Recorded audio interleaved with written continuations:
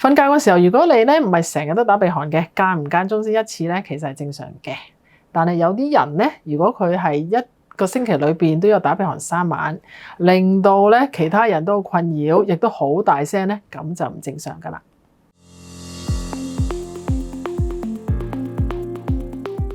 我哋如果講平時打鼻鼾嘅時候咧，就係你嘅上呼吸道又腫脹咗啦，又狹窄咗啦。當啲氣咧走入個氣道嘅時候咧，有阻塞嘅情況咧，即係等於啲風喺一個好窄嘅管嘅時候咧，會將啲聲音擴大咗。咁我哋就叫做打鼻鼾啦。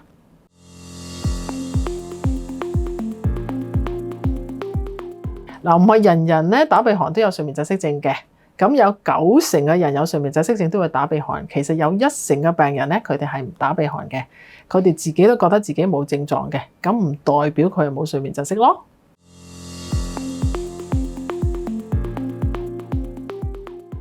睡眠窒息症就係當你瞓覺嘅時候咧，個上呼吸道個氣道狹窄，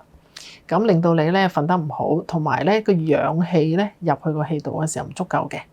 咁好多時喺結構上嘅就係因為咧你個扁桃腺大啦，嗰個吊鐘下垂，又或者係個舌頭脹大，令到個呼吸道咧狹窄。功能上咧就可能係年紀大咗，頸嘅肌肉鬆弛咗，亦都因為當你瞓得冧嘅時候，成身放鬆晒咧，外邊頸嘅肌肉咧下垂下陷咗，將個大氣道冚實咗，咁所以咧個氧氣入唔到去，就會令你窒息啦。嗱，當你窒息嘅時候咧，就會瞓得唔好啦，容易扎醒啦，咁個睡眠質素就會差啦。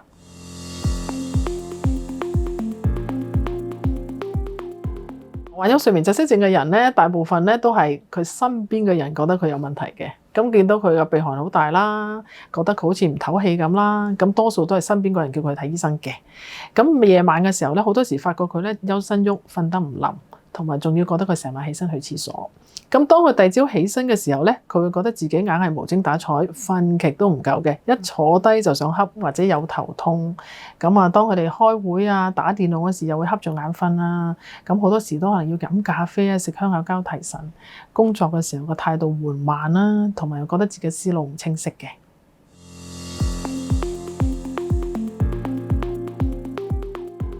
睡眠窒息症咧唔係一個急性嘅病嘅，係一個慢性嘅病。咁好多研究都發現咧，長時間有呢個病冇醫治嘅説話咧，同啲血管病變好莫大嘅關係嘅。